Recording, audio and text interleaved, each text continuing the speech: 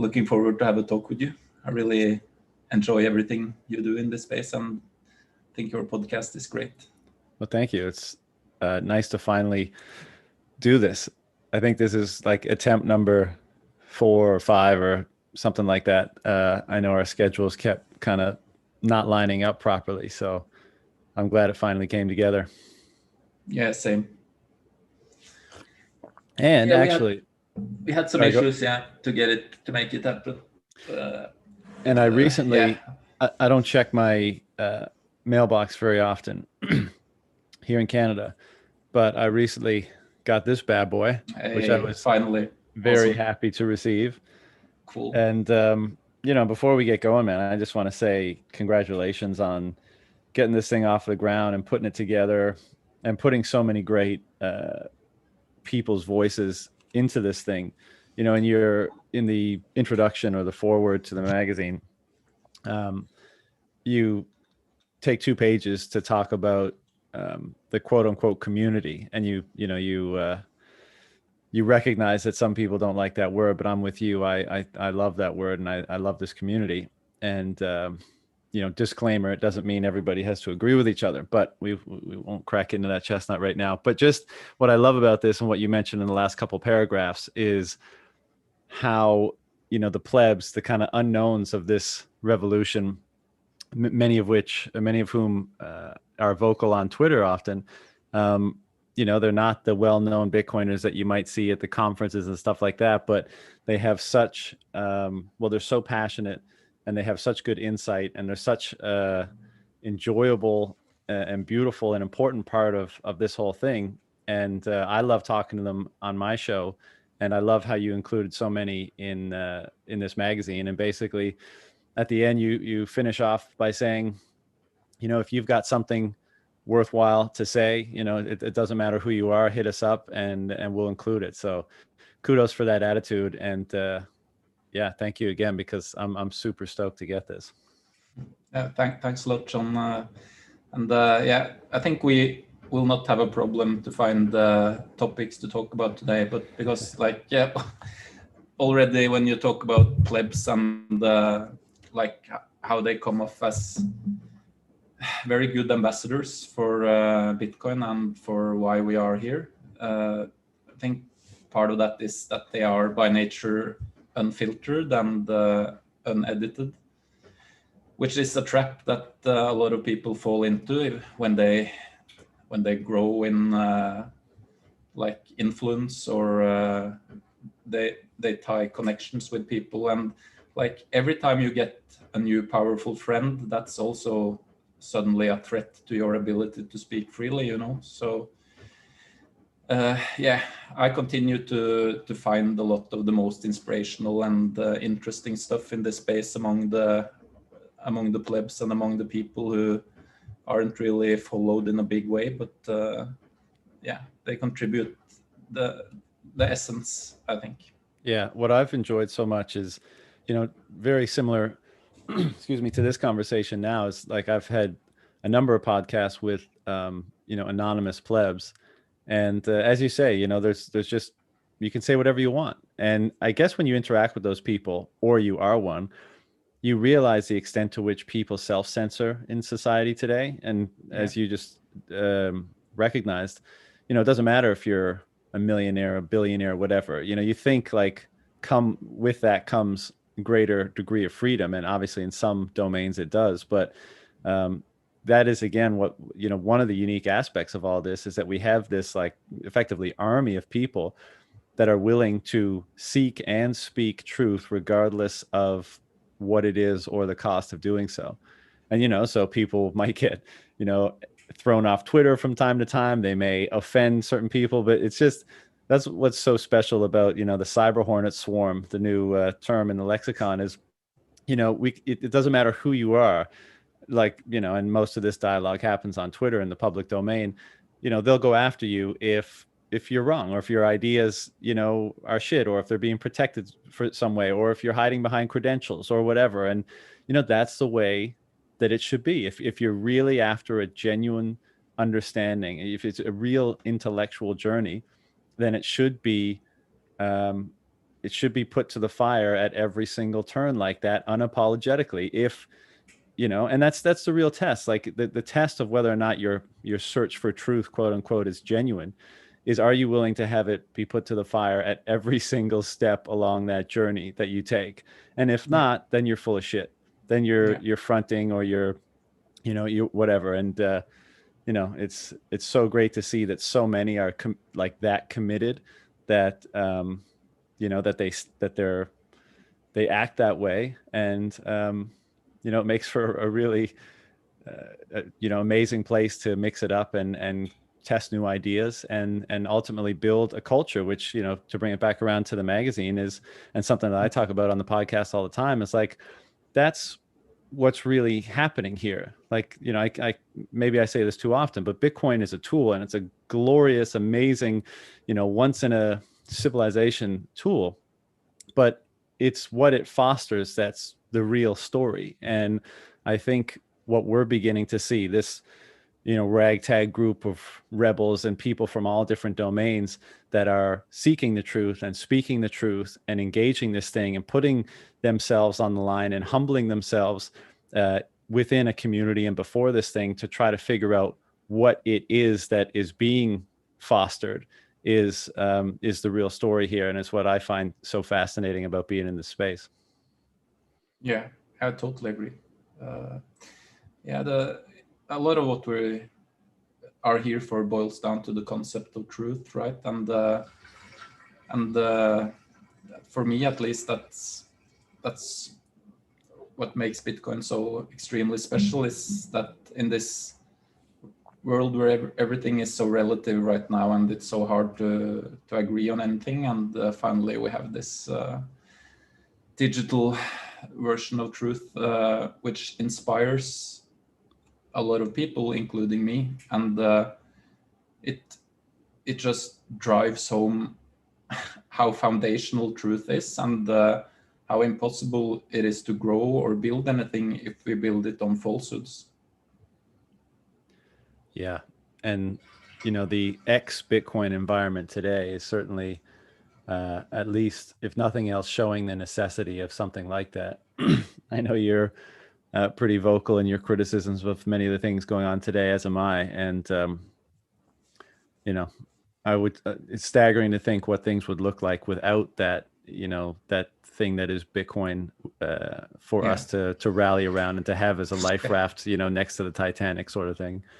Yeah, very special times right now. And it's kind of, I think it's very challenging times in many ways. And it's, as you say, I'm pretty vocal, just not because I want to be, just because I feel like it's just wrong or hypocritical to not call out these gigantic, worrisome things that's transpiring right now. But it's also, it's crazy to see how we're operating with the different versions of truth right now, different distributed bubbles of truth, and how extremely polarized we are getting. And I'm kind of sad to see that certain people that I considered friends in this space have just straight up unfollowed me, and are very vocal as to what kind of fascist I have become because I hold certain opinions about the world right now. So it's really divisive, and even within the Bitcoin community, to a certain degree, these are very divisive topics. But to me, that's not the reason, or at least not a good enough reason, to stay silent on them.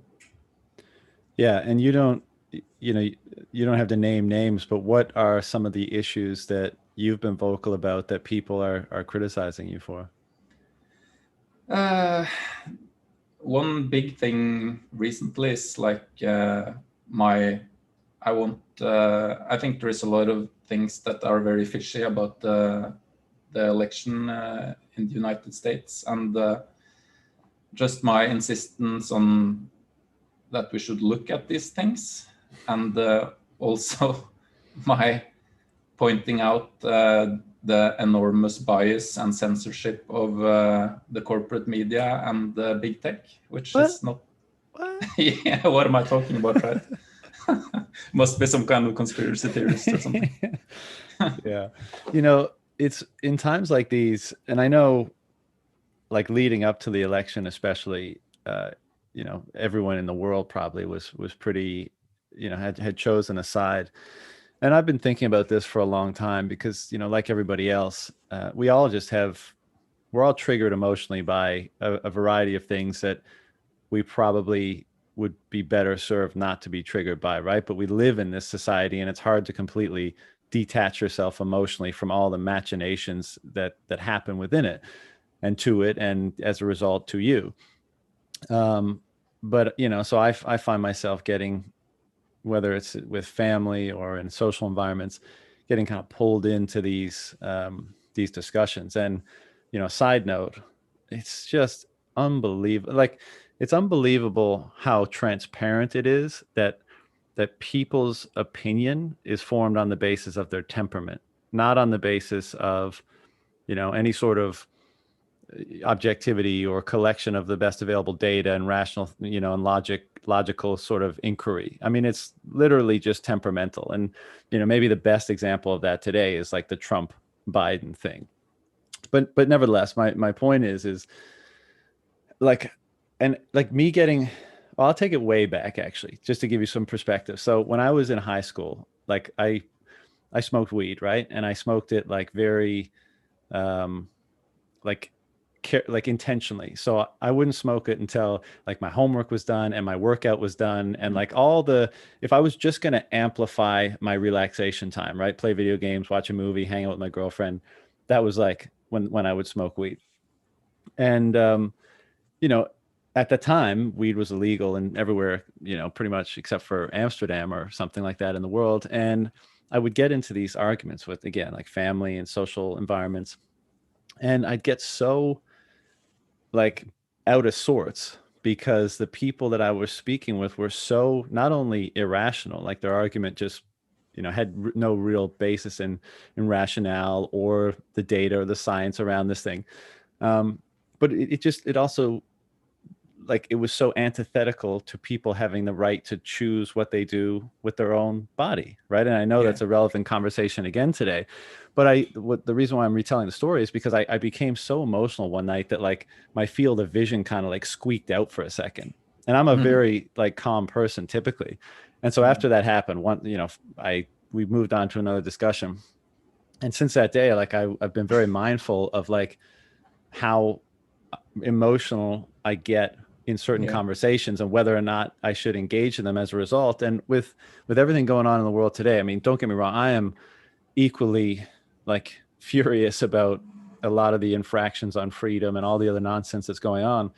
But I try to train myself to be like, to just think in this perspective. Everybody, as you just said, like they're so polarized that the people on that side think they're the right ones and the other people are crazy and vice versa. So everybody is super like polarized and triggered about this stuff.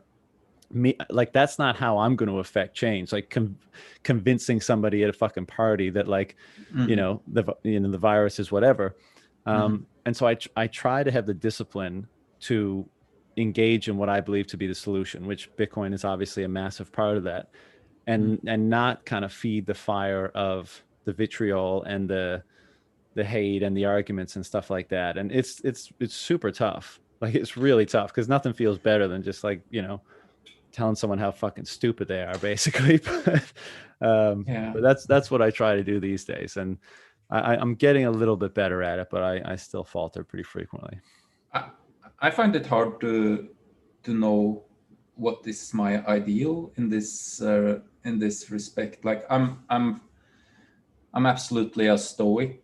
I consider Epictetus and Marcus Aurelius to basically have turned my life around and changed my life completely. I discovered it like a long time ago.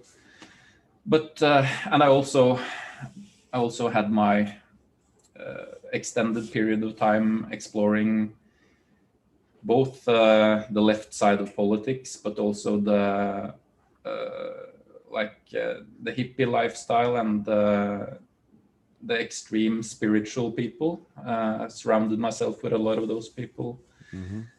back in the day. And like as of right now, we have some ideals on the personal level, like detachment from shit that we can't control, and if not detachment, but acceptance. But what I've seen in some people that, in my opinion, go too far or misunderstand the concept of spirituality is that they hold it up as an ideal to like completely detach from everything and just float around like everything concerning the ego is wrong, and it's the ideal is to be as floaty and like completely in your own headspace and world. And I know exactly what you mean.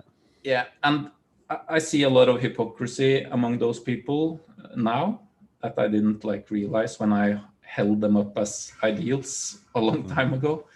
But there are certain things happening right now in meat space, like not in the spiritual realm, but in meat space, like the space that can where agents run around and bust doors open and lock people up and actual physical shit.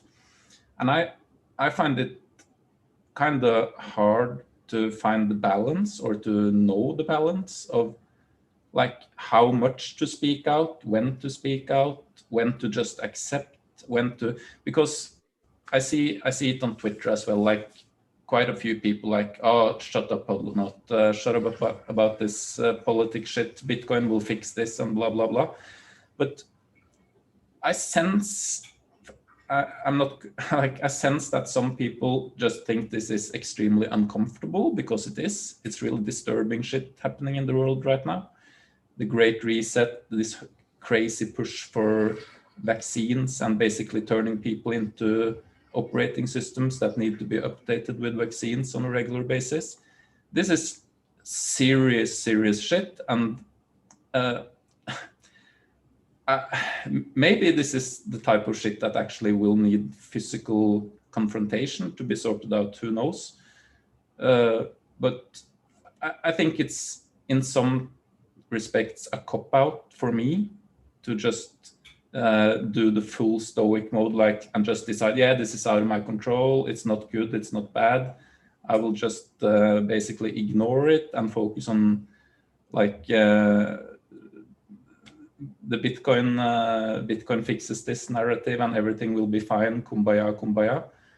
I'm not so sure that's the whole solution right now. I think this is also a time for good men to speak out and to step up.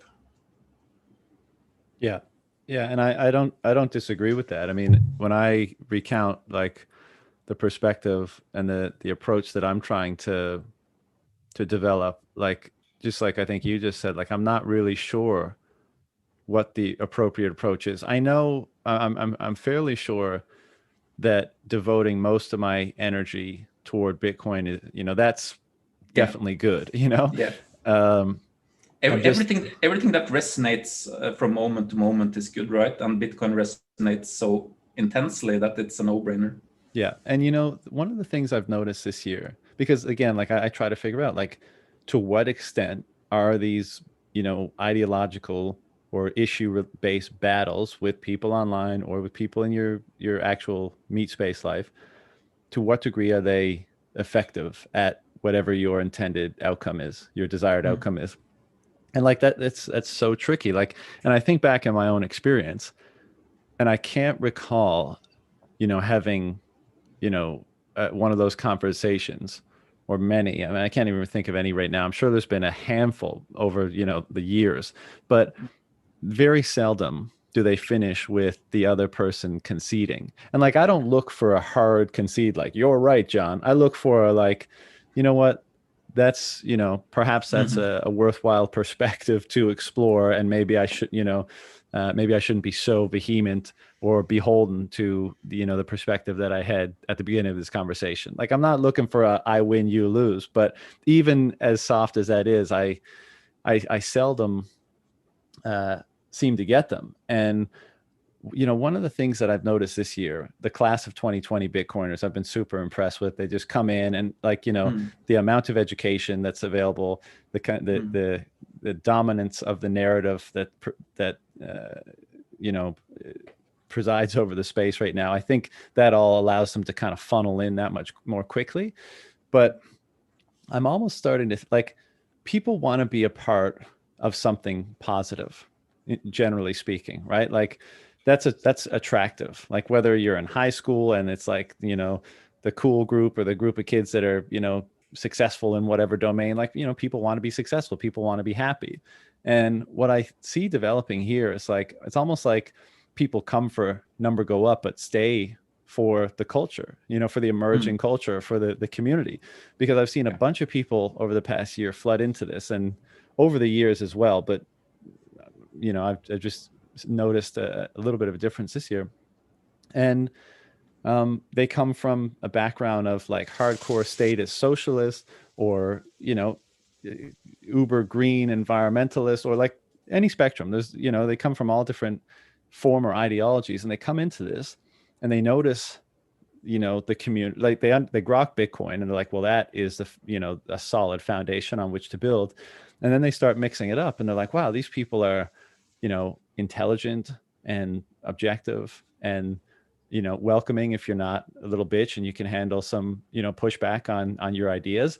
And they want to hear your ideas, and they want to, they want you to be in the mix, mixing it up. And there's so much creativity in this space. There's so much hope for the future in this space.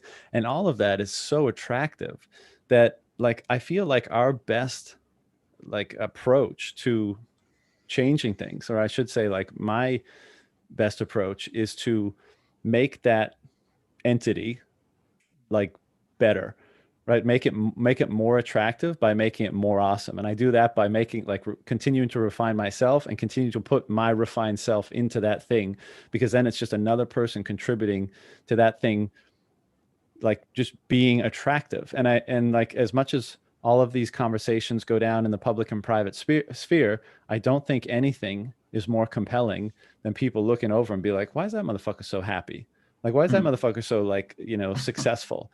And I used to think this about psychedelics too, right? I mean, I was and have been, an advocate and I guess sacramental user of psychedelics for a long time. And, I'd have these very similar conversations, like, you guys, you gotta listen to me about this shit.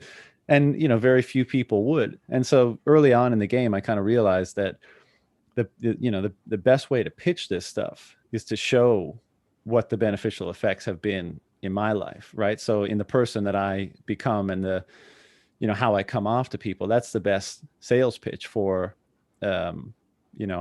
what the power of these things to have a positive impact. And so while I agree with you, and I think, like, good people do have to speak up and call out frauds and call out things that are wrong.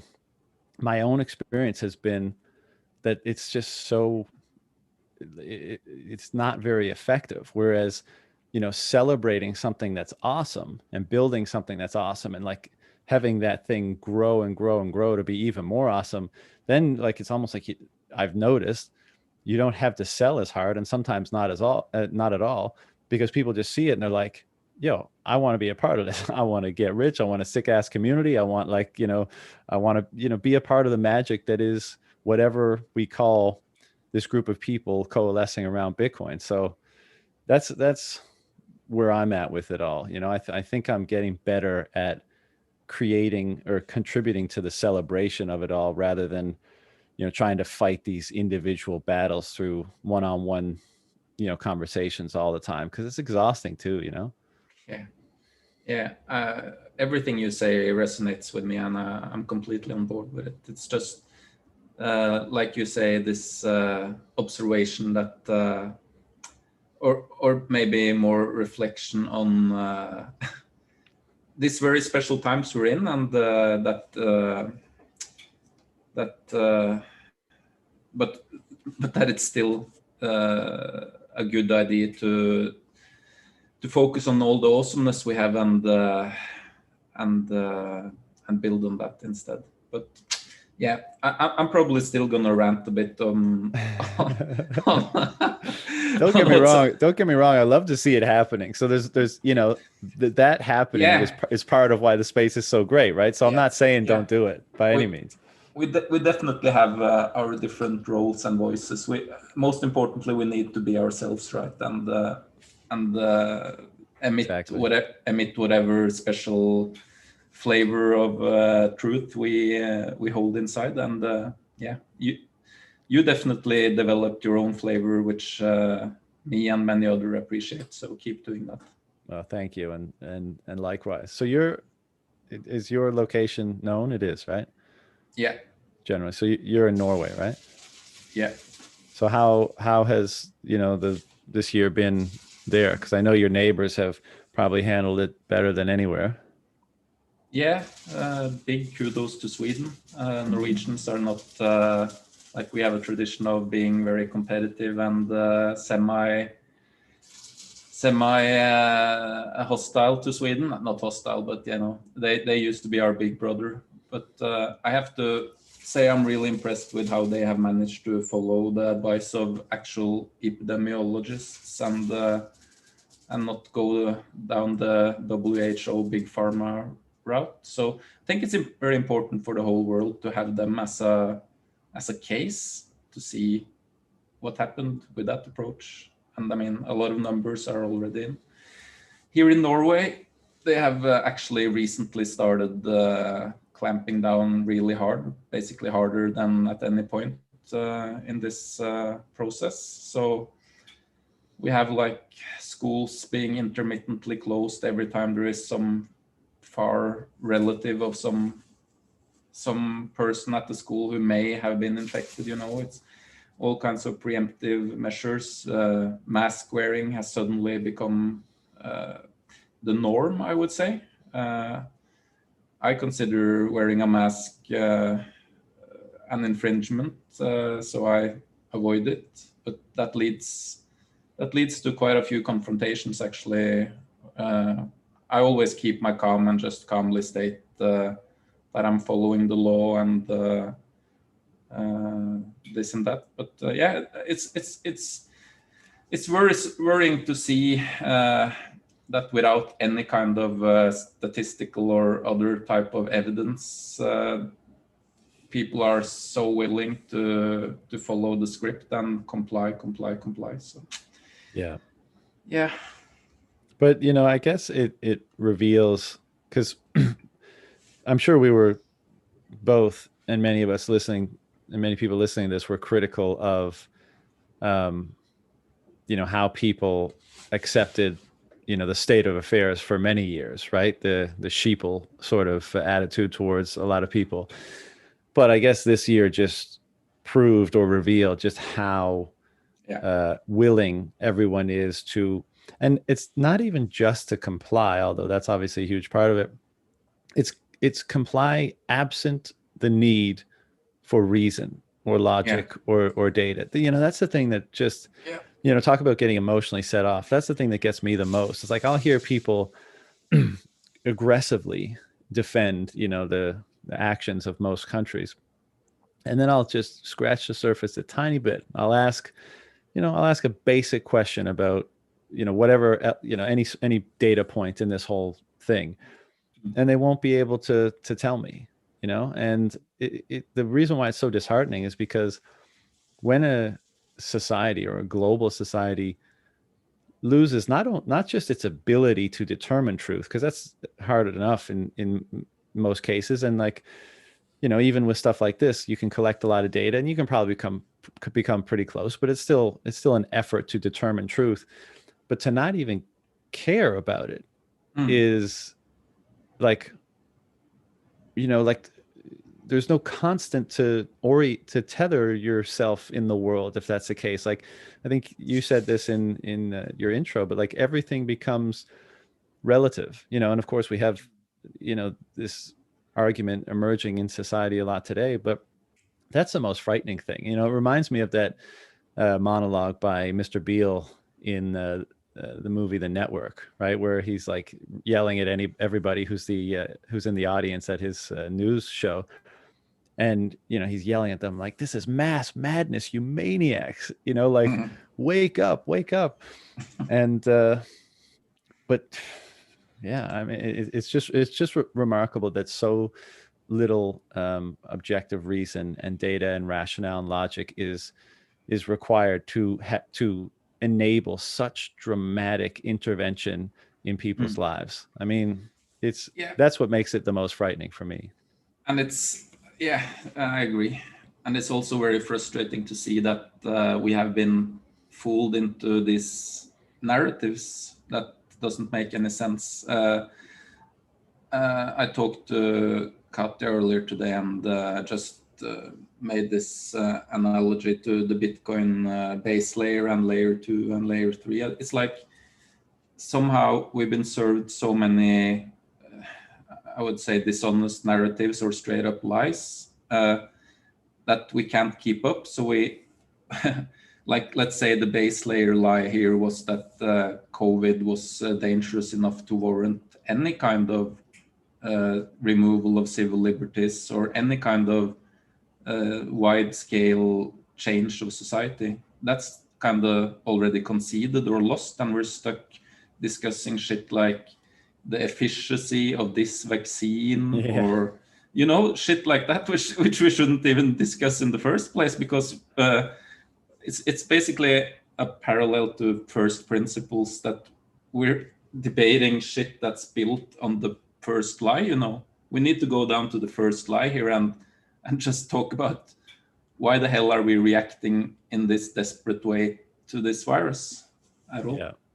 And there is so much wrapped up in this, in the structure that emerges around an economy and a society that's based on money production of the type we have, government, zero cost fiat money production, versus what I think we all think, Bitcoin will become. Because among many, there's so many variables here, but to the point you were just making, it's like, when they can control the levers so much, like if they're like, well, we're going to shut down everyone's businesses and we're going to shut them down until we reach some ambiguous and ill-defined, I mean, even that's not defined. It's like, okay, like if you're on board for everything, just tell us what the target is. It's like, no. We don't know, or we can't tell you. But the point is like, of course you're going to comply, because when when an entity like that has the ability to shut your income down and then supplants it with, whatever, UBI checks or whatever, like you just don't have much of an option for most people. Like it's like, you got, like, if this is the only way that we get out of this and we can get back to some semblance of normalcy, then sure.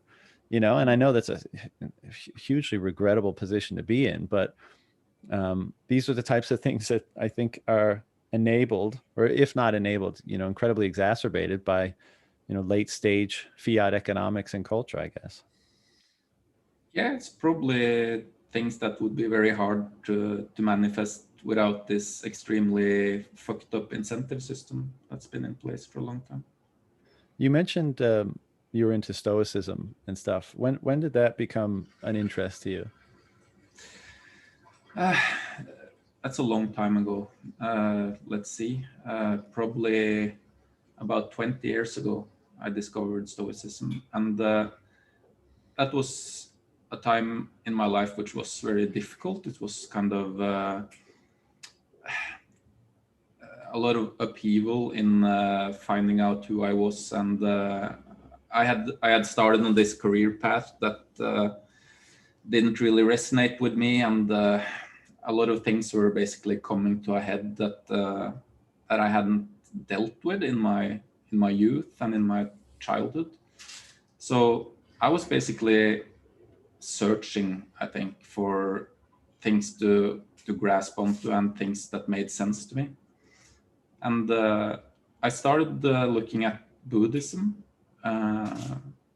before this, and found a lot of stuff that absolutely resonated with me, and felt like I wanted to look deeper into it. But what turned me on to Stoicism was I've always been a big reader. I've been reading a lot of books all my life, and I picked up this book called A Man in Full by Tom Wolfe, a book I really recommend. And this book is basically about Stoicism. The main character in the book has a very troubled life, but by chance he discovers Enchiridion by Epictetus, or the handbook, and it sets him free. It's extremely well written about the power that Stoicism has to basically make any situation manageable, and give you this feeling of being the captain of your soul, basically.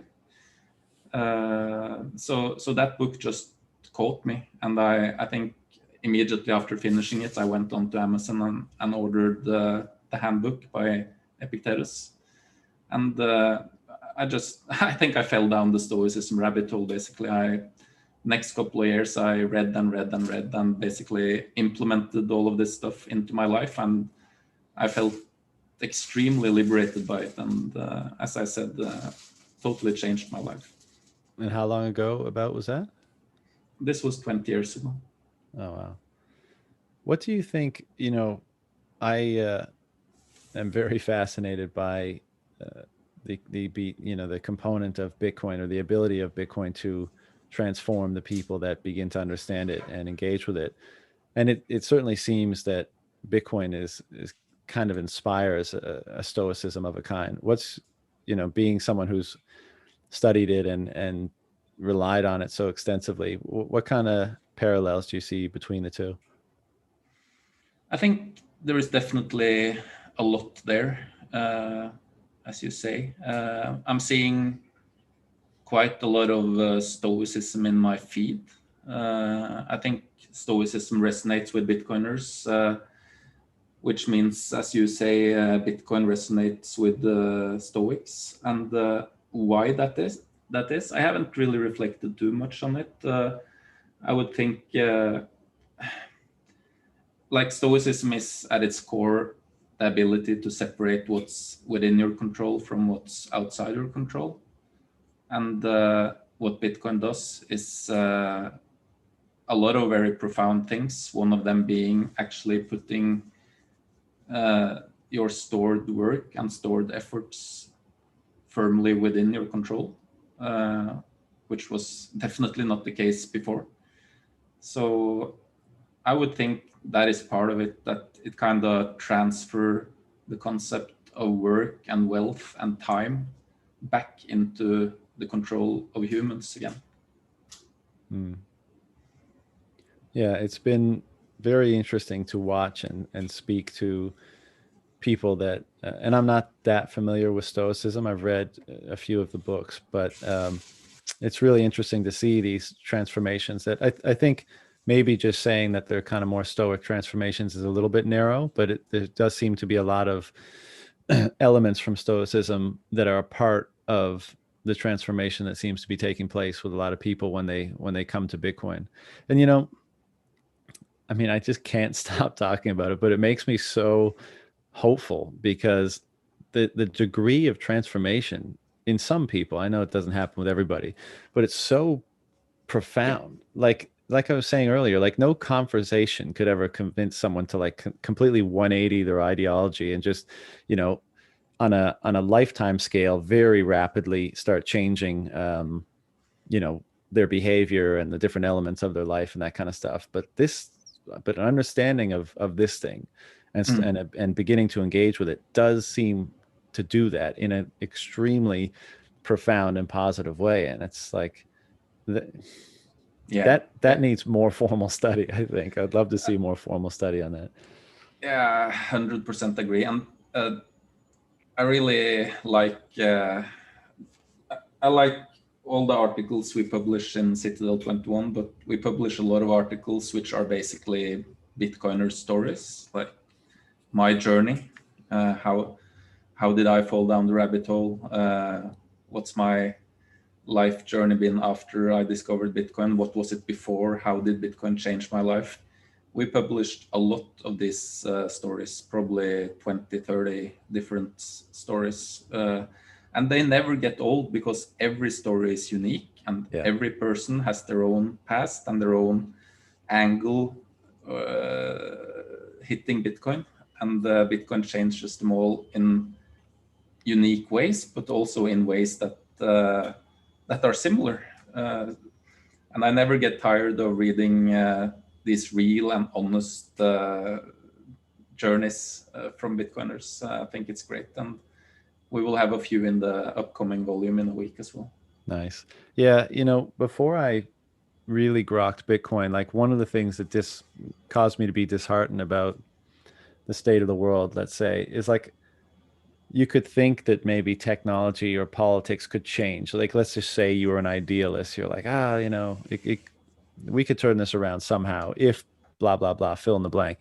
But one of the things that I was like, I never could grasp how it could be turned around was, people's like hardcore, a combination of their level of education and degree of being informed and their ideology. I'm like, those things, it's like turning around the Titanic. Like, how does that change? Like, sure, you could change all these other things, but like those people are very likely still to be those people. And one of the things that gives me like, Bitcoin is hope. It's a line that's been passed around for a long time and getting amplified more lately. And I totally agree with that. And one of the elements of that hope is that almost magically, it has the ability to take someone of fill in the blank, extreme ideology and almost dissolve it away in favor of whatever, if you can call it an ideology, is coalescing around Bitcoin. And like, that makes me so excited because now, like in my mind, there was this kind of, brick wall of like, maybe a lot of things can change, but that one's a hard thing to change. And now knowing that this thing has the power to even dissolve that, I'm just like, let's fucking go. This is all we have to do is keep amplifying the message. And again, kudos to you guys and the work you're doing at Citadel 21, because that's exactly what that is. It's showing that off. It's a display of that. And it's, it's going to reach a lot of eyeballs that, aren't in the space, right? Like it'll be at someone's toilet someday and they'll be down for a crap and they'll be like, what the fuck is this thing? And they'll pick it up and they'll see this and they'll be curious and they're like, this is weird. And they'll like, they may not know what to think, but some people are going to be hooked in by that. It's going to get them on something. And, that's why I love how many doorways there are into this thing. Like you can be a macro econ nerd, or you can be a finance bro on Wall Street, or you can be like a gamer or a comic book person, or whatever. And there's like, the more people that come into this, the more hooks are doorways are being created into this thing that, funnels them into thinking dramatically differently about pretty much everything. When you change the foundation of how you think and what you're thinking about and how the world works and how it could work, that just, whether it's a top down thing or a bottom up thing, like that has a lot, it's like a meta narrative, right? A meta incentive. It just changes things on every level once it's adopted at the, the foundation or the top. It's incredible. Yeah, amazing. Like why we get so driven and so inspired and so motivated to create and talk and bond around Bitcoin. It's like Bitcoin has your back. Bitcoin will always have your back. There is no fragility or weakness or lies or any kind of bullshit with Bitcoin. It has your back.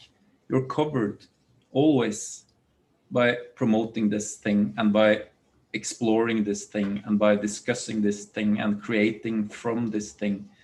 And in addition to that, or like a consequence of Bitcoin being truth, because Bitcoin is truth, a consequence of that is that it brings us together, because anyone can, just by looking at it, by looking into it, they will also discover the same truth.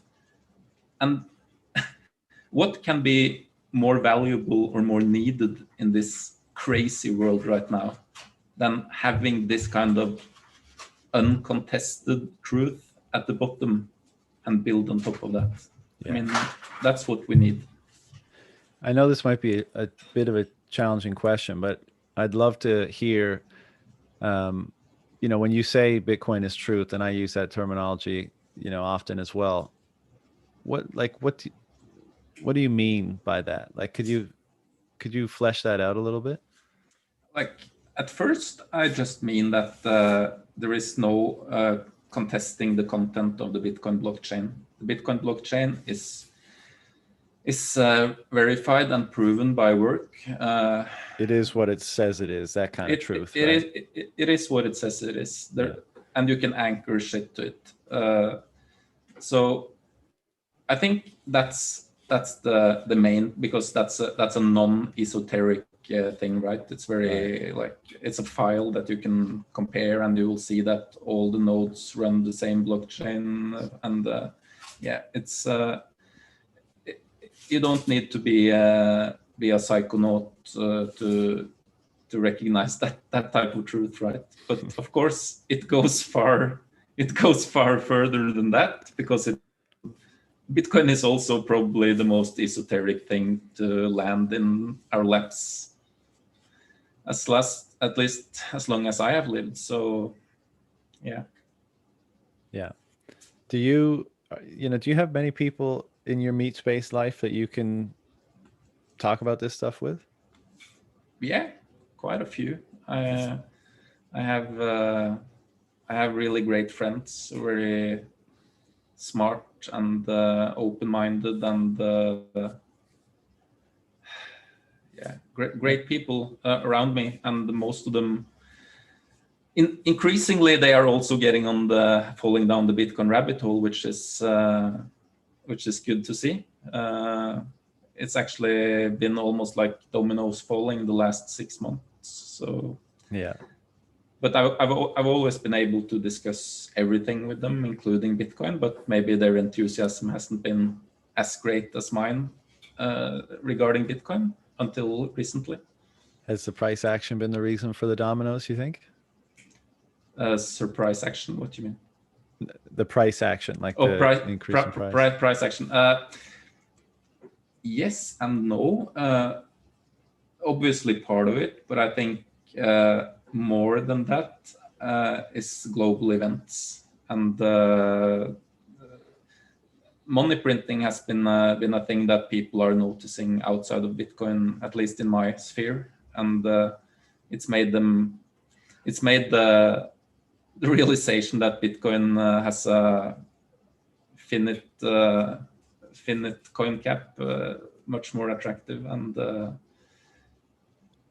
but it's really cool to see that once it seems to be the case with everyone, like once you like open your mind enough to really have a look at it, you just get sucked in. Yeah, that's what I find so funny when I'm in conversations and people tell me, like, I just don't get it, like, I just don't get this Bitcoin thing. I'm like, well, how have you tried to get it? And they're like, oh, like, I just don't really understand. I'm like, I understand what you're saying. I'm just wondering what you've tried to do to understand it. Presumably you have a desire to understand it. You just said you don't get it. Like, presumably you don't want to reside in ignorance about something that you find, interesting. And of course the answer is always like, well, I heard this on the news and that on the news. I'm like, oh, okay. So you haven't really made any efforts and you're probably not that interested. But, I had a conversation with a friend recently, and went through, gave him the whole spiel about money and everything and nothing, and freedom and blah, blah, blah. And it didn't really land. And then I said, only 21 million people will ever be able to own one full Bitcoin. And that was the thing that hooked him. He was like, oh, I never thought about it that way. That's interesting. Yeah. So you never know what's going to get people. But that's the most powerful hook, I think. That's what caught me immediately, actually. And to this day, I mean, 21 is holy, right? And it's basically become a symbol of absolute scarcity, and it's very, very powerful because it's such a foreign concept in the world today. Yeah, but even when you like, because I had explained absolute scarcity to him before using those terms, and it's like people don't, and fair play, because I didn't at the beginning of my journey get it either. Like, people don't really understand how unique absolute scarcity is, right? To have something that is completely unresponsive to like demand, basically. They just, it's just not something you think about, obviously. I mean, it didn't even exist up until 12 years ago. And something that absolutely will not change its rules if someone gets their feelings hurt, Yeah. And so that one like has trouble sticking with people, but for whatever reason, that saying that only 21 million people can have one seemed to be piqued the interest. But I heard you talk on another podcast that you heard about it somewhere, you read the white paper, and you're immediately hooked. And you just said, like, once you heard the 21 million cap, were you immediately, like, when you were hooked, did you think, like, I get that you saw the value of something with those attributes, but did you think that it had a possibility of surviving? Like, did you see the inevitability of it because of those attributes, or did you just think, this is a very interesting system, let's see if it can actually play out in the world? I saw the possibility of it succeeding, and I wanted it so bad that I kind of decided that it would succeed, Right. And the threats, the obvious threats that I initially saw was, okay, the protocol says there will only be 21 million coins, but then next question, what if someone changes the protocol, and who's able to change the protocol? And then as time went on, I started going deeper into the who's behind Bitcoin Core, who's Gavin Andresen, and as we went on, why is Gavin Andresen starting to agitate for bigger blocks? What's going on here? This was obvious weaknesses and obvious vulnerabilities that kind of worried me.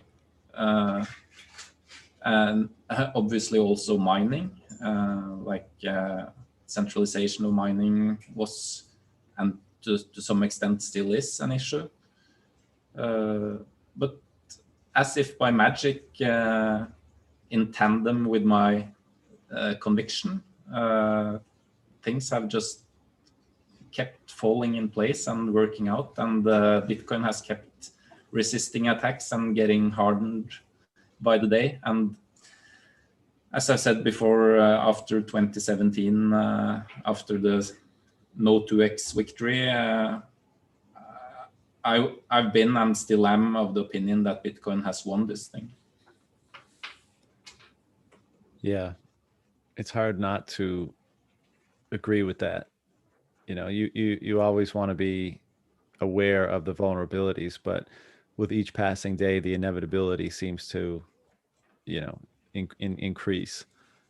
And what do you make of the level of resistance, or maybe lack thereof? Because I know early, 3-4 years ago, we all kind of thought that this would be more contentious, and I'm not saying that it won't be, but at least over this past year, there seems to have been far more tailwinds than headwinds. Whether it's banks being able to custody and bank licenses being given, and bigger companies getting in. And what do you make of all that? As in what is coming, you mean? Or well, just like how accepting, how accepted it seems to be becoming, right? It's like a lot of people and a lot of institutions and even governments seem to be more accepting than oppressive to this thing recently. I think probably being in our, information asymmetry is huge in society in many ways, and not least in regards to Bitcoin. The global market cap of Bitcoin is, what is it now, 300 billion? Something like that, which is nothing. And we have a hockey stick in front of us, I think, in terms of both price and adoption and how Bitcoin is viewed as a threat by the powers that be. So I think it's basically just as it was with decentralization. I mean, the immaculate conception of Bitcoin, that it needed those years to grow in obscurity, to send its mycelium throughout the world, and like legit decentralization, not some fake shitcoin buzzword decentralization. I think we are being underestimated, and we are not seen as the threat we are yet. But I think that will change really fast as we progress through this coming bull market. And I fear and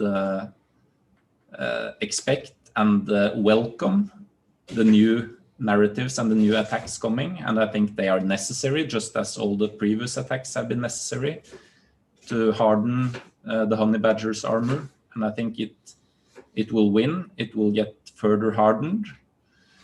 But I think we have some serious shit coming for sure. Probably in the terms of worst case, straight up trying to ban the use of Bitcoin. Yeah. I don't know if you saw the Canadian Prime Minister talk about resets and building back better. And yeah, I saw it. Oh my God. Seems like Canada is ground zero for this brave new world experiment. Oh my God. It's watching that guy speak just makes me ill. I just can't stand him nor the rhetoric. And I know the same terminology is being used in many places, and this is the narrative being pushed from the existing paradigm and stuff. And so we shall see. I guess we'll all have to wait and see. And I think in the meantime, continuing to harden what Bitcoin is and how we engage with it, and continue. I think one of the best defenses is the Trojan horse of being so integrated and distributed that you can't really you can't really do much to stop it. And it's going to be in the hands of increasingly more and increasingly powerful people. Like when Bitcoin is up in the hundreds of thousands of US dollars per coin, I mean, that's a politically powerful contingent in itself. And it'll be interesting to see to what degree, if any, Bitcoiners become political. I mean, we're seeing sparks of it today. Like, Cynthia Loomis mentioned Bitcoin on TV, and like, what's the best thing about being on the side of truth is that it's natural. Like people see it, and if you're a good person, then you want to engage with truth and you want to promote truth. Like, that's a pretty good definition of a good person, right? Yeah, that's what you want to engage, and that's what you want to promote. And I think that's a hugely powerful force that's on our side, because there are lots of good people out there, and some of them are even in positions of influence and power, and they're going to start, once they look at this, however they come across it, once they get it, they're going to be like, shit, like this, we should be using this, we should be promoting this more, and so that's what's so hopeful about. That's the hope and power of truth generally, I guess. And the huge, drawback of oppression and lies and corruption is that method of power, let's say, requires nonstop, force to promote and to propagate and to hold up. And so I think, that's one of the reasons why we win in the end. But there certainly seems to be a contingent of people globally today, perhaps the quote unquote power structure, or however you want to refer to it, with a very obvious and specific agenda. And yes, hopefully they don't get too exacted on everybody in the manner in which they have in mind, because I don't think it is in our best interests as humans. Yeah, I can get behind that. I wanted to ask you, we talked about and all along this line of like kind of being inspired by and transformed by this type of truth in Bitcoin, and what we all feel like it's so common for people to feel compelled to contribute in some way. Ship posting, podcasting, writing, books, like whatever your thing is, dancing with hula hoops, as we've recently discovered. And you guys obviously launched the magazine, Citadel 21. And I'm wondering, was that something that you had in mind for a long time? Like what was the inspiration behind that? That's a good question. I did not have it in mind for a long time. What really happened was that I met Katja, Bitcoin Katja. We met. I had met her previously, but we met at the Lightning Conference in Berlin, 2019, and really hit it off, and became a couple. And she had some thoughts about, or we started talking about subcultures and scenes. Scene is a very interesting part of subcultures in the past, at least. And we both had experiences with this phenomenon. She had experiences mainly through music, like the Ukrainian music subcultures and shit like that. And myself, I had been reading scenes both from football culture and the computer scene back in the 90s, like Amiga and stuff like that. These old 16-bit computers, which had a thriving community around them with a lot of cool demos and written words and all kinds of shit that was published in scene form. So then it was kind of a very natural jump for us to start thinking about what if we made something like this for Bitcoin. Bitcoin has such such insanely rich culture in its community, both in terms of art and memes and just intellectual superpowers. So yeah, we went from there, and it's basically been a thing that's just grown very organically.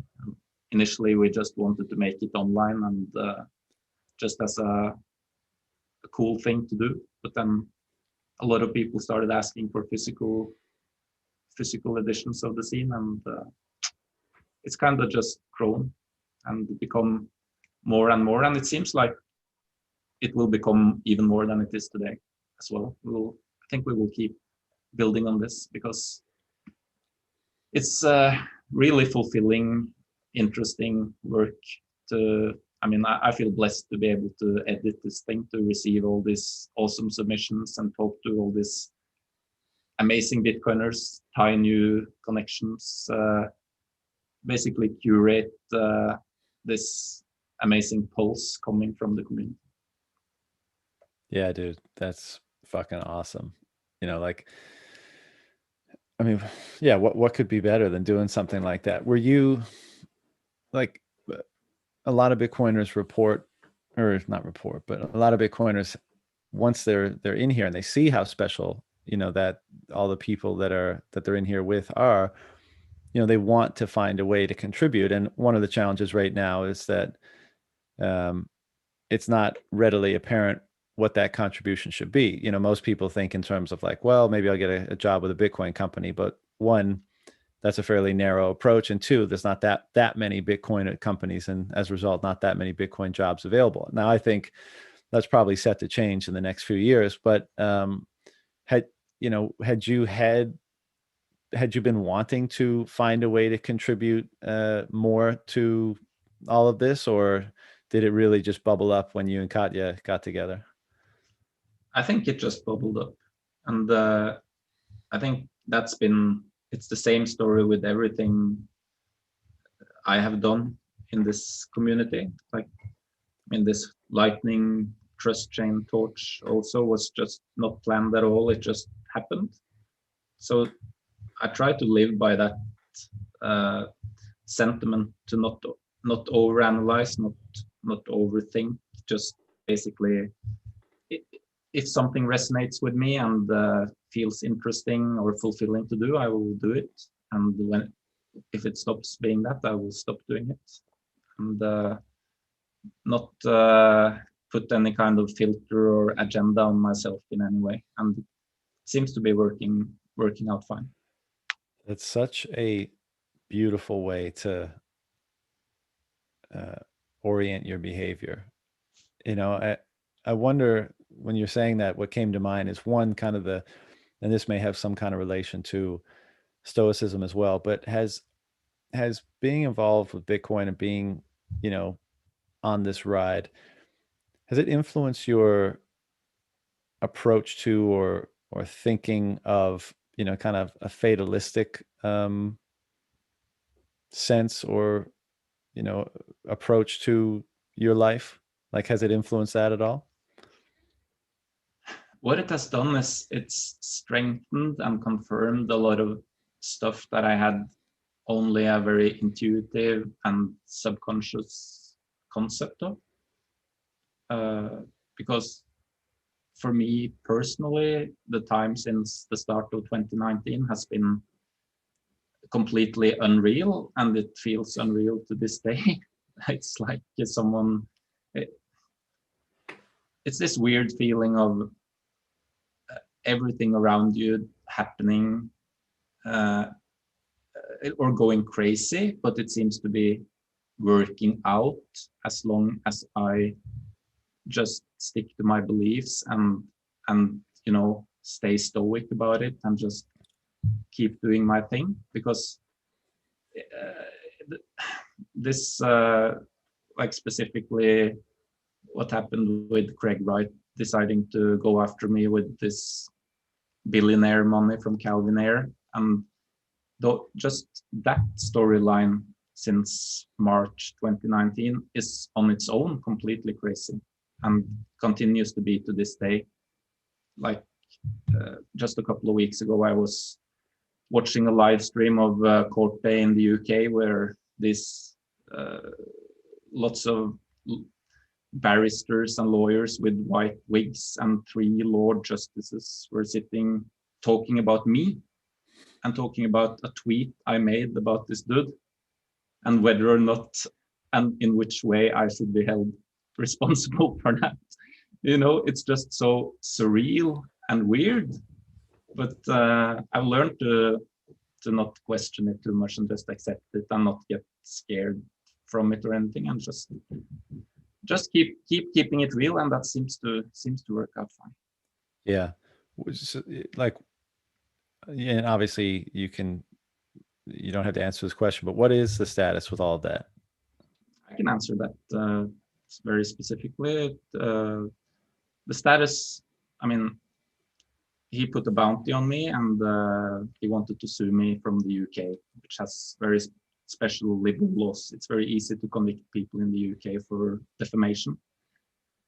So what I did was basically to preemptively sue him from Norway to get a court declaration here in Norway that says I am not in any way liable for any kind of damages, and that my tweets were lawful under Norwegian law and free speech.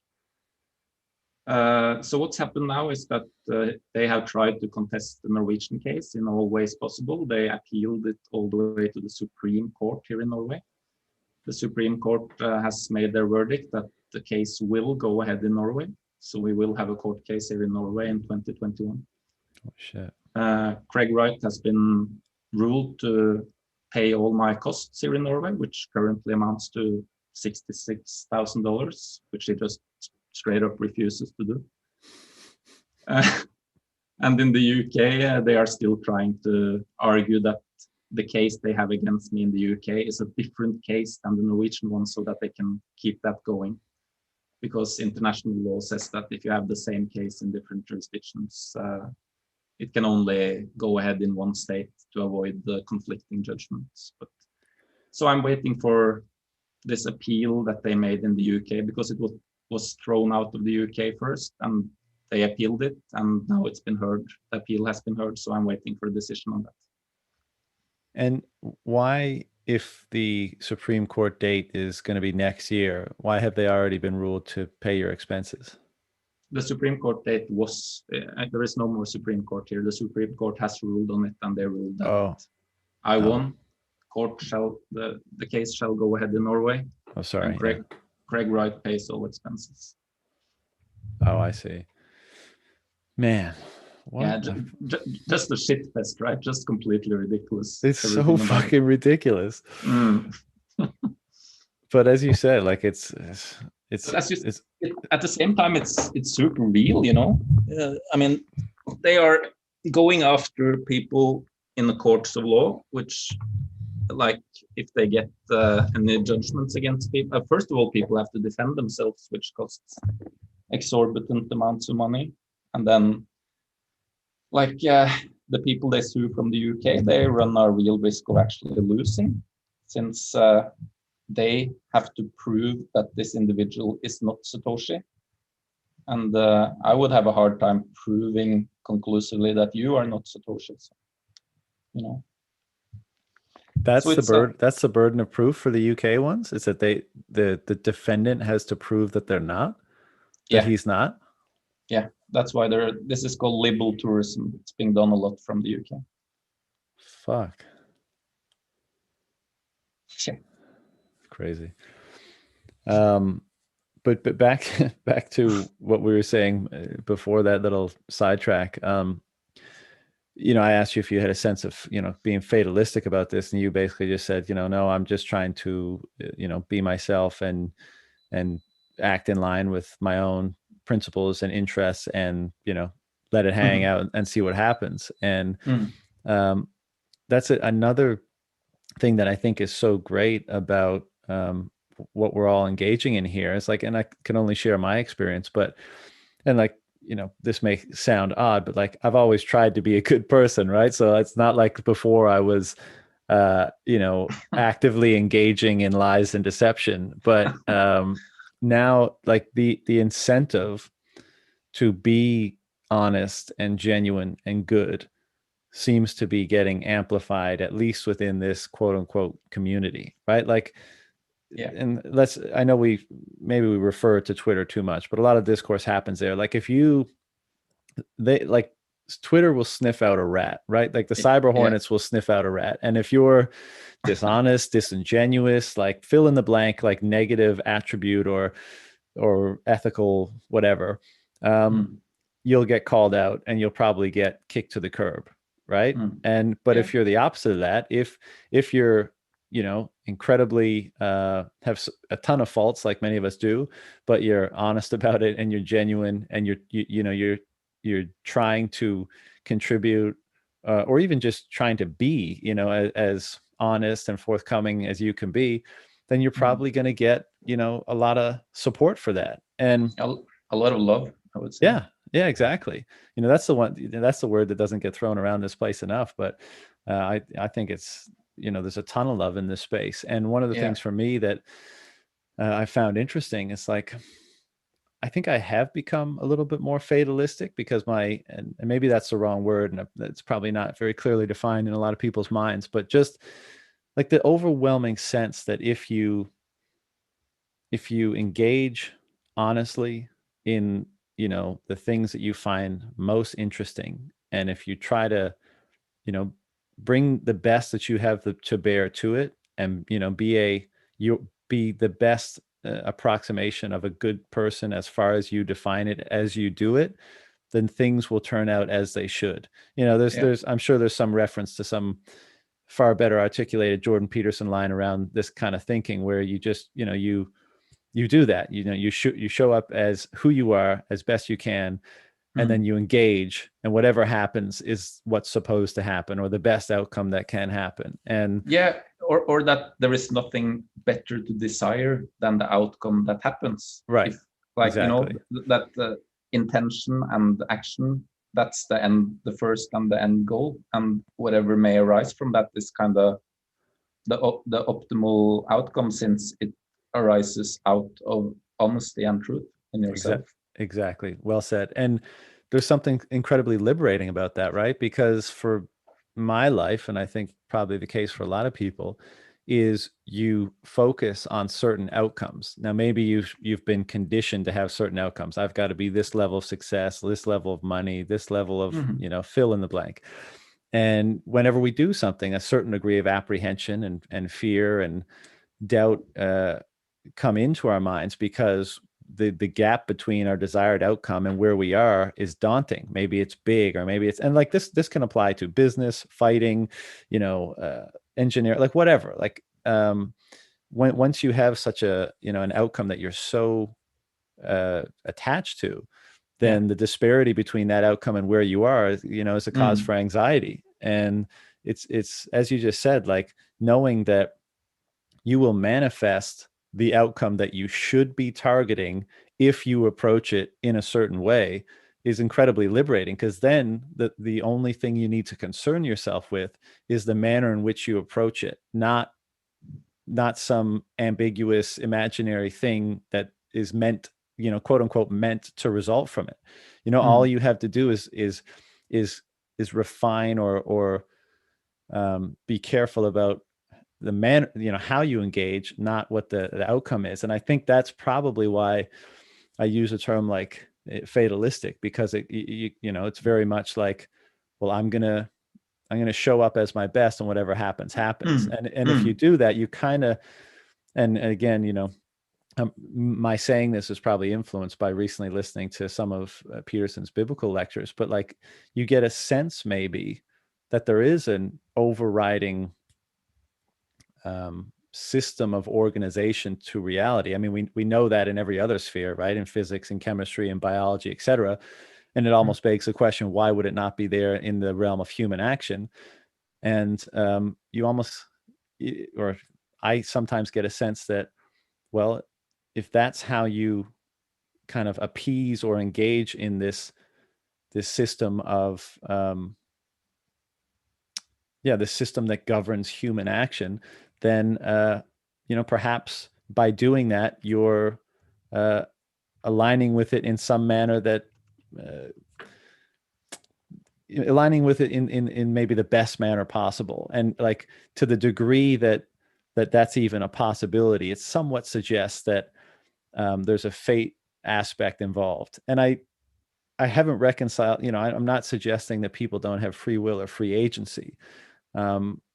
Just because you throw a ball up in the air, there's a lot of variables to consider to determine where that might land, or a flower or something that is pushed by the wind or whatever. But I don't know. It's being involved in this space more and more is starting to give me that sense that that like, you show up the proper way, and what's supposed to happen will happen, and that's the optimal outcome. Dude, I totally agree, and it brings us right back to Stoicism. Like the final passage of the handbook by Epictetus reads something like, "Lead me on, O Zeus, and thou destiny, to that goal long ago to me assigned.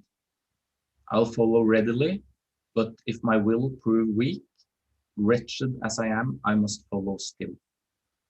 Basically saying that,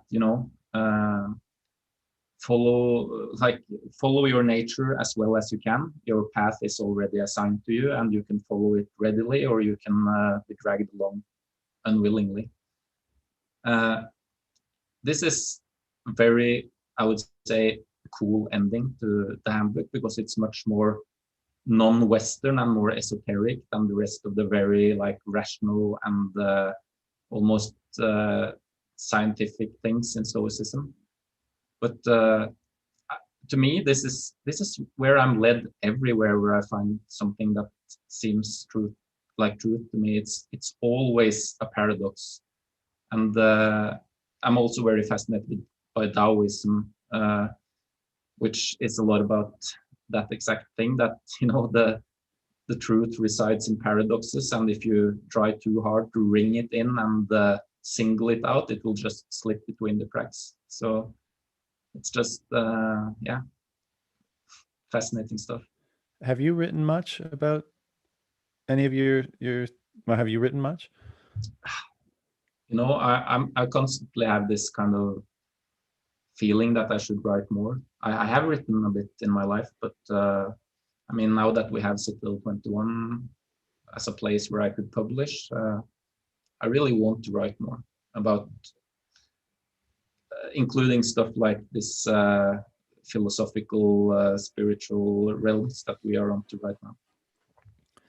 Yeah, so do I. You know, writing, I used to write a lot when I was younger, just a lot, kind of just my own thoughts, and they often had a philosophical skew, but it's challenging, right? It's a tedious task, and that's why I appreciate, you know, many of the great writers that we have in this space that have tamed that beast and managed to, you know, dig within themselves for those insights and the way they've articulated their thoughts and put them down on paper, so for all of us to share and consider. But it really seems like, among other things that are being that Bitcoin is giving birth to or revivifying, genuine individual philosophical inquiry and pursuits, and perhaps even novel ones, seem to be reemerging, and not exclusively, right? Like, as I said, you know, Peterson's emergence a number of years ago, you know, made kind of philosophy and psychology and introspection and those sorts of ideas, quote unquote, cool again. But you know, Bitcoin gives it all so much more gravity, and it's really fascinating to see this, to use a term that I think is incredibly apt, renaissance of thought happening around this thing, and having people, you know, explore those old ideas, like you mentioned Taoism. I'm incredibly fascinated by that as well, and perhaps I don't know, I get the sense that we may discover new things about our thinking about that kind of stuff because of Bitcoin's emergence. Like some of them, those places lead to those fundamental truths like love or unity or whatever. But you know, I feel like part of the reason why Bitcoin is inspiring such type of inquiry by certain people is because there's something novel to be revealed in doing so, and that we just kind of have a sense of that, and it's upon us to wrestle with ourselves and dig and try to determine what that might be, and then put it out there for people to tear apart or to build on. And I love that. I love that that's happening. Yeah. Like you are doing it right now, and you've been doing it for a long time, creating things and basically throwing your own thoughts and your own creations out there and see what comes bouncing back. And writing is another version or another dimension of that. And I've asked you already, but I'll repeat it right now, that whenever you have the time or inclination, we would really love to feature you in Citadel 21. So well, thank you. And I'd love to hope that will contribute. happen someday. I think you have a lot of perspectives that would make for very good article. Well, I think maybe similar to you, it's just about like carving out that time and deciding you're gonna do it, right? And there's so many excuses you drum up not to do it because you know how kind of uncomfortable it's gonna be to sit down. It's painful. Yeah, exactly. So, you know, anything to get out of it is what my excuse has been so far. But I think I'm gonna dial back a little bit the pod over the next couple months and try to carve out some more time to put some words down. And it would be a absolute honor and pleasure to contribute in some way to Citadel 21. So we shall see. Yeah, cool. Before I let you go, man, is there, you know, what's the most kind of interesting or exciting thing going on in your world or in your attention these days, you know, other than the launch of the magazine and the craziness going on in the world? What's bringing you joy and happiness and enthusiasm?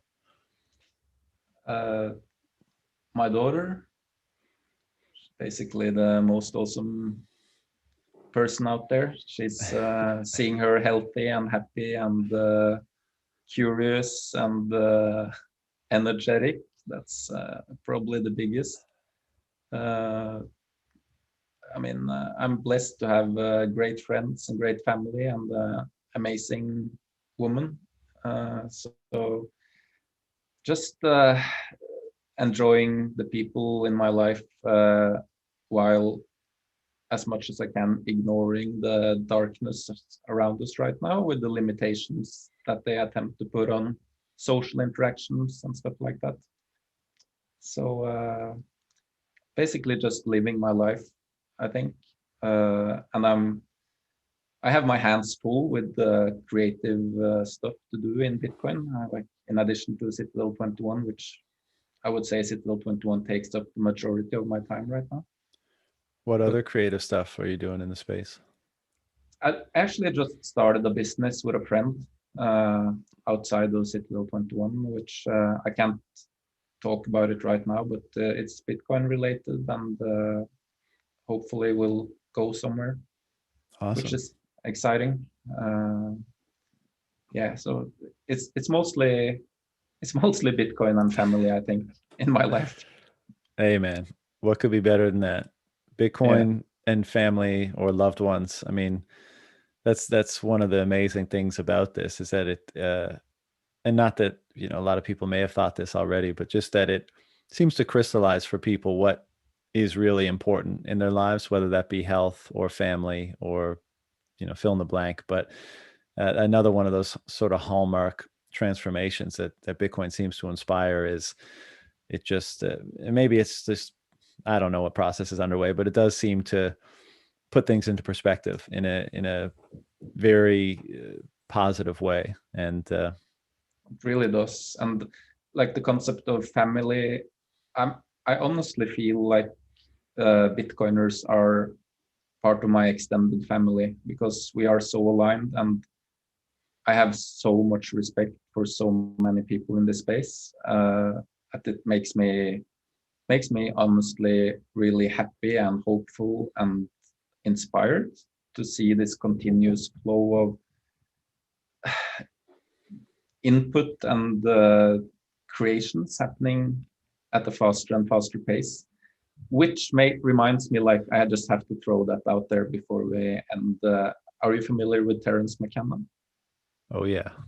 Yeah, I love Terence McKenna. I listened to a lot of his shit back Oh in man, the day. I've listened to, I'm pretty sure every single thing, and there's a lot on YouTube about Terence McKenna, but you know, you're speaking to a longtime psychonaut, so you know that I spent years listening to Terence McKenna. Yeah, we're on the same page there then.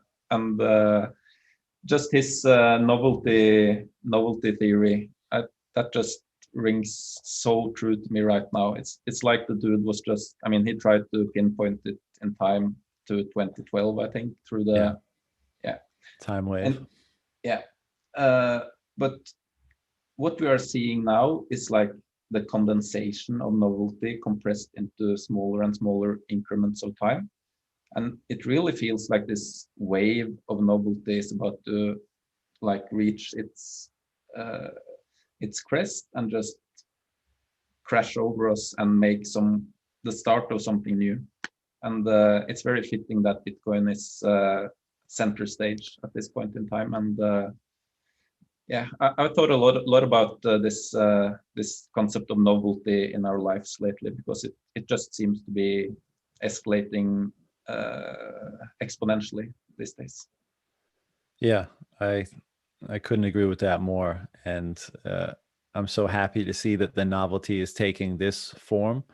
And I mean, I guess today there's many forms of novelty, not all of them good, but at least this type of novelty is also happening. Because I know, you know, when Terence used to explain his time wave zero program, you know, he would show the peaks and troughs of novelty, and you know, a couple were like the dropping of the bomb on Hiroshima and Nagasaki, and the summer of love in the 60s. And you know, so it can be, novelty can go both ways, right? It can be good and bad. And no, but I agree. I mean, I think it's so, if we had Terence here right now, I think he would that would be amazing. It's really sad that he's can not you here imagine right now to, oh my god. but It would be obviously incredible, but I almost think like I almost have a kind of fatalistic view of like why and when he departed. Yeah. Would we have killed that hero for some reason? Would he have been, super SJW, and would that have? I hate to even, I don't mean to speak badly of Terrence by even saying those words, but you know what I mean? Yeah. Like Yeah, I know. we've preserved, so much Mm. amazing insights from him, and they live on the internet Yeah. for all of us to access. And His sometimes when people his leave before their time, it crystallizes their message, and yeah. who knows why that happens. But His genius wasn't necessarily compatible with the meat space structures of 2020. yeah, exactly. Yeah, but phenomenal mind. And for those people listening that haven't checked out Terrence McKenna, I mean, he's not for everybody, but if you're into philosophy and psychedelics and the future and that kind of stuff, may you might enjoy a little Terrence McKenna in your life. Well, man, I guess I should let you go unless you've got anything else that you want to discuss. I mean, I can certainly hang around a bit, but I know you've got lots to be up to, new father, that kind of stuff. So anything else before we shut it down? Uh, no, I don't think so. I mean, as you say, we could hang out for many hours and not run out of things to talk about. But yeah, it's been really cool to talk to you, John, and hope to do it again sometime. And yeah. Yeah, me too, man. Well, I know Citadel 21 is going fantastically, and I hope it continues to do so. I just want to thank and congratulate you again for such an awesome initiative, and everybody else who's involved, who's helping you out with it. And yeah, I'll try to carve out some time over the holidays, and if I feel like I produce anything of value, you'll be the first to know. Awesome. All right, brother. Take care of yourself. Take care, man.